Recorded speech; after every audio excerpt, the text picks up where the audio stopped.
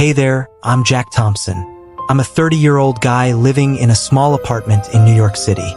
Despite my frequent business trips across the country, I recently started dating a beautiful woman named Sarah. Today, I've invited her to my place for the first time. Come on in, Sarah, I said, opening the door to my modest studio apartment in Brooklyn. Sarah stepped inside, her eyes widening as she took in the cramped surroundings. Wait, Jack, aren't you a CEO? How come you're living in a place like this? I chuckled, scratching the back of my head. Well, I'm a CEO, but of a small startup. It's just me for now. A CEO living in a studio apartment? Sarah's tone was skeptical, her perfectly manicured nails tapping against her arm as she crossed them. Isn't that more like a freelancer? We're officially registered as a company, so it's different from being a freelancer. I began to explain, but Sarah cut me off mid-sentence. Hold on. Her demeanor suddenly changed, her voice taking on a sharp edge. I thought you were some rich investor. I only dated you because I thought you had money. This is just a tiny flat. Even regular office workers live in better places than this. I was taken aback by her sudden change in attitude. We had met at a friend's 4th of July barbecue, and Sarah had been quite pushy in pursuing a relationship with me.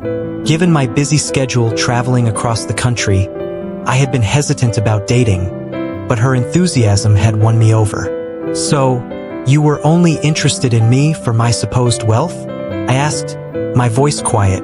Sarah continued, her words coming out in a rush now. Well, I thought you being away often would be a good thing for marriage. Plus, I expected you'd take me to fancy places like Per Se or Le Bernardin. But this is a joke. I had a bad feeling when I saw the building, but I never imagined it'd be a studio apartment. This won't do at all. As Sarah spewed words that contradicted her earlier behavior, I realized this must be her true nature. I took a deep breath, the smell of pizza from the nearby pizzeria filling my nostrils, and calmly said, I see. Then let's break up. Fine. Goodbye, Sarah replied coldly, turning on her heel and leaving without a second glance, her stilettos clicking loudly on the worn hardwood floor. As the door closed behind her, I sighed, looking out at the Brooklyn Bridge in the distance. Well, looks like I'm back to square one. How tiresome. I had no regrets. There was no point in trying to explain myself or hold onto someone who was only after money. Our relationship had lasted a few months, during which we'd only met a handful of times.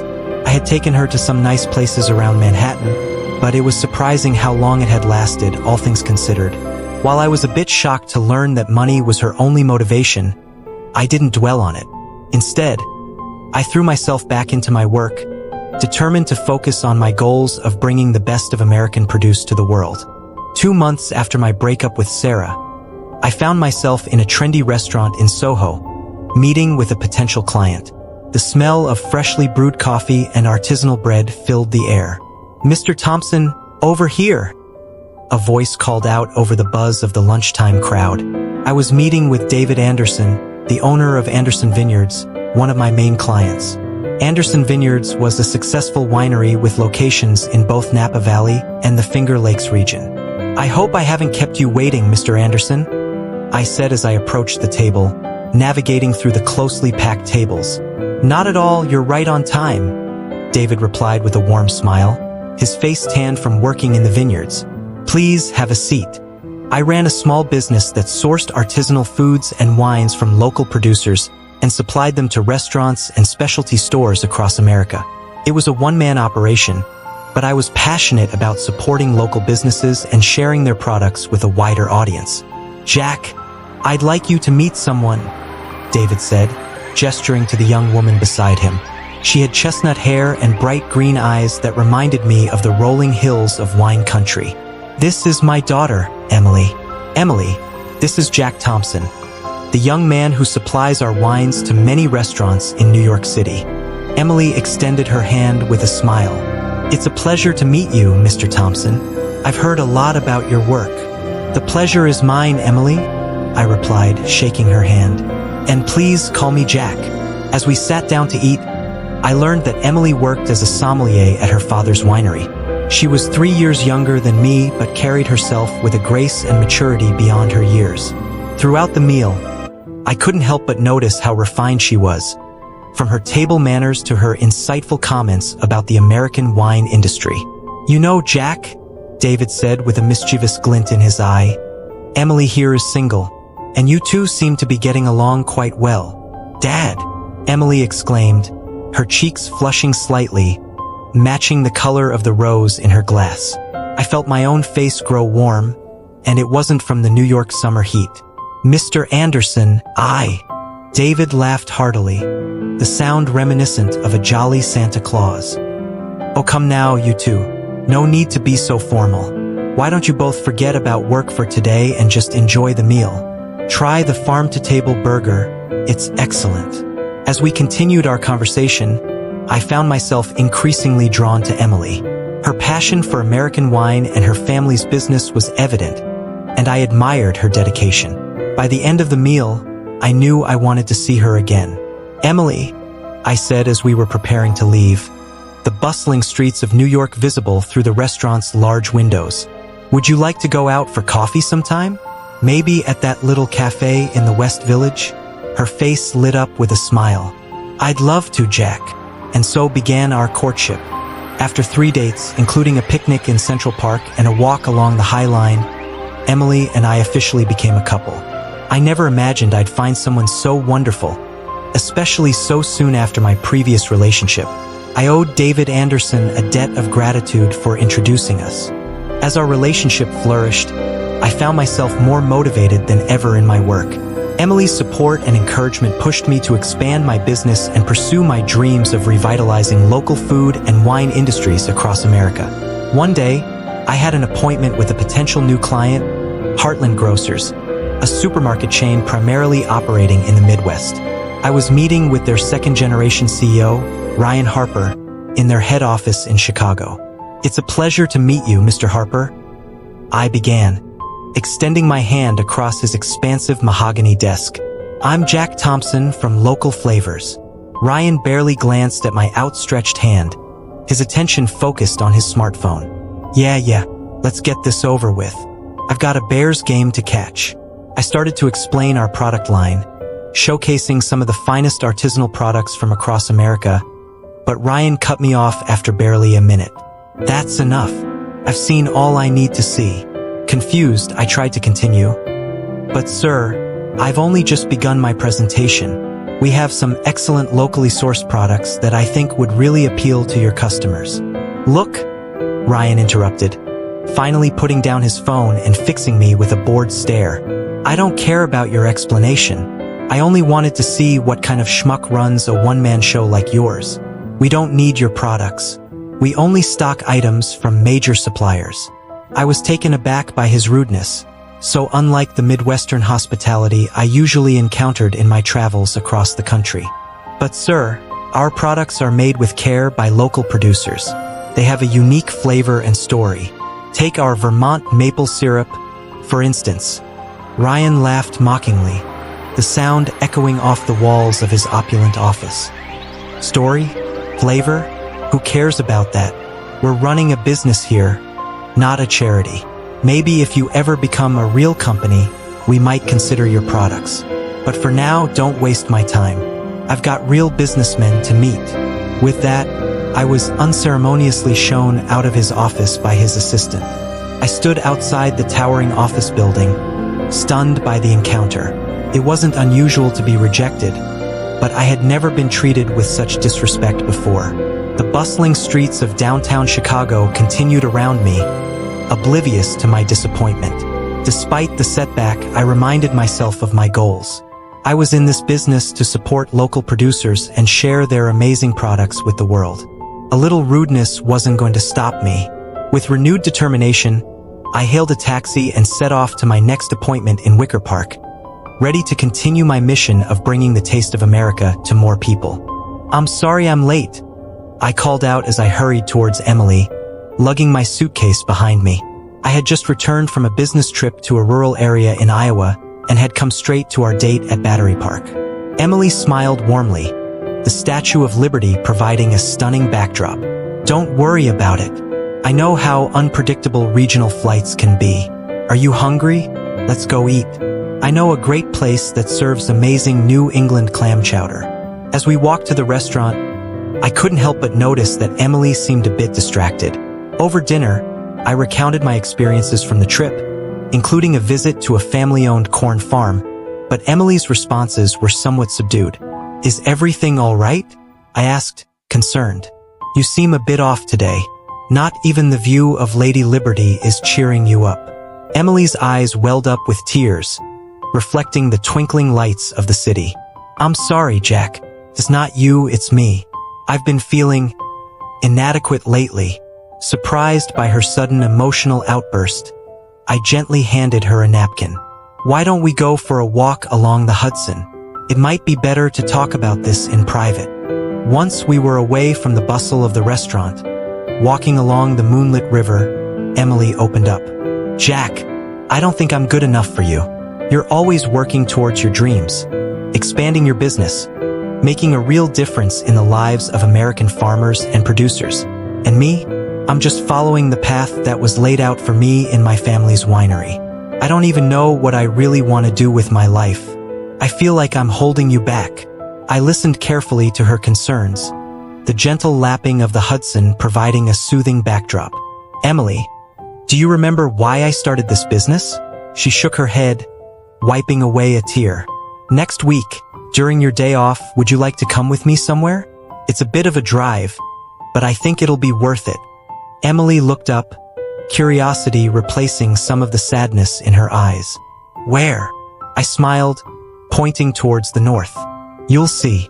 Pack for a weekend in the country. The following week, I took Emily on a road trip to visit one of my suppliers, the Coopers, an elderly couple who ran a small artisanal cheese farm in the Vermont countryside. As we arrived at the farm, the fresh country air filled our lungs, a welcome change from the city smog. It's beautiful here, Emily breathed, taking in the rolling hills dotted with grazing dairy cows. Hey there, Jack, a voice called out. It was Tom Cooper, waving to us from the farmhouse porch, his weathered John Deere cap perched on his head. And who's this lovely young lady? This is my girlfriend, Emily. I introduced her. Emily, this is Tom and his wife, Mary. They make some of the best cheeses in America. Mary came out to greet us, her face creased in a warm smile, wiping her hands on her apron. Welcome, Emily. So nice to meet you. Jack's told us all about you. Come in. I've just made some fresh lemonade. As we toured the farm, Tom and Mary explained their cheesemaking process. Emily was fascinated, asking questions about everything from the types of milk they use to the aging process. You know, Tom said as we sampled some of their cheeses on the porch, the sound of crickets in the background. We were thinking of selling the farm a few years back. Couldn't compete with the big producers, we thought. But then Jack came along. Mary nodded, patting my arm affectionately. He convinced us that our cheeses were special, that people would pay for quality and tradition. And boy, was he right. I smiled, remembering those early days. When I first came here, I was lost. I had failed at getting a corporate job in the city and didn't know what to do with my life. But tasting Tom and Mary's cheese, hearing their story, it gave me a purpose. Emily listened intently as I continued. I realized there were so many small producers like Tom and Mary all over America, making amazing products but struggling to reach customers. I wanted to be the bridge between these artisans and the people who would appreciate their craft. That's why I live in that small apartment, I explained. Every extra dollar goes into growing the business, into helping more producers like Tom and Mary. I want to showcase the best of America, from the heartland to the coasts. Emily's eyes widened with understanding. So that's why, Jack, I had no idea. I've been so focused on the glamorous side of the wine industry, I never thought about the struggles of small producers. As we said our goodbyes to the Coopers, promising to come back for the local Fall Harvest Festival, Emily was quiet, deep in thought. On the drive back to New York, as we passed through the scenic Berkshires, she suddenly spoke up. Jack, I want to help. Help? I asked, glancing at her. She nodded, her eyes shining with determination. Yes, I want to be part of your dream. I've been so focused on what I don't have, I didn't see what I could contribute. My knowledge of wines, my experience in the industry, I could use that to help expand your business, couldn't I? We could create food and wine pairings, or organize tasting tours across different regions of America. I grinned, feeling a surge of affection for her. I'd love that, Emily. We'd make a great team. Together, we could really put American produce on the world map. From that day on, Emily threw herself into helping me grow the business. Her expertise in wines complemented my knowledge of other artisanal foods perfectly. Together, we expanded our network of suppliers and clients, bringing the best of local produce to more and more people across America and beyond. 3 years passed and our business flourished. Emily and I had gotten married in a beautiful ceremony in Napa Valley, surrounded by the vineyards that had brought us together. We were now opening our own high-end restaurant in Manhattan, showcasing the best products from our suppliers across America. On opening night, as we surveyed the bustling dining room with its panoramic views of the New York skyline, a familiar voice caught my attention. "Jack, is that really you?" I turned to see Sarah, my ex-girlfriend, sitting at a nearby table. Her eyes were wide with disbelief. "How are you affording a place like this? Don't tell me you're still pretending to be a CEO." Before I could respond, the man sitting across from Sarah spoke up. "Wait, isn't this the guy you told me about? The one who lived in a studio apartment in Brooklyn?" With a start, I recognized him as Ryan Harper, the rude supermarket CEO I had met years ago. Sarah nodded, her voice dripping with disdain. "That's right. He claimed to be a CEO, but he was just a nobody living in a tiny flat. Not like you, Ryan. You're a real CEO with a big house in the Hamptons and lots of employees." I was about to excuse myself from this awkward encounter when Emily appeared at my side, radiant in a dress that matched the deep red of our signature Cabernet Sauvignon. "Is everything all right, darling?" Sarah's eyes narrowed. "And who are you?" Emily smiled politely, extending her hand. "I'm Emily Thompson, Jack's wife. And you are—" "Wait," Sarah interrupted, her voice rising. "Thompson? As in the Thompsons who own this restaurant?" Emily nodded. "That's right. Jack and I opened this place to showcase the amazing products from the local artisans we work with across America. Actually, we should thank you, Ryan. Your rejection of our products years ago pushed us to work even harder." Ryan's face had gone pale, almost matching the white tablecloth. "What? But I I heard you were just a small-time supplier." "Oh, we were," I said, finally speaking up. "But we've grown quite a bit since then. Our company now employs over 50 people and works with hundreds of local producers across America, from California wine country to the dairy farms of Wisconsin, and from the lobster boats of Maine to the citrus groves of Florida." Sarah and Ryan sat in stunned silence as Emily continued. "We're opening similar restaurants in Chicago and San Francisco next month. Oh, and we're also launching a line of gourmet food products in major supermarkets nationwide. Well, in the ones that appreciate quality, that is." Just then, David Anderson approached our group, a glass of his award-winning Chardonnay in hand. "Jack, Emily, congratulations on the opening. The place looks amazing. The view of the Empire State Building is spectacular." "Thanks, Dad," Emily beamed. David turned to Sarah and Ryan. "Oh, hello there.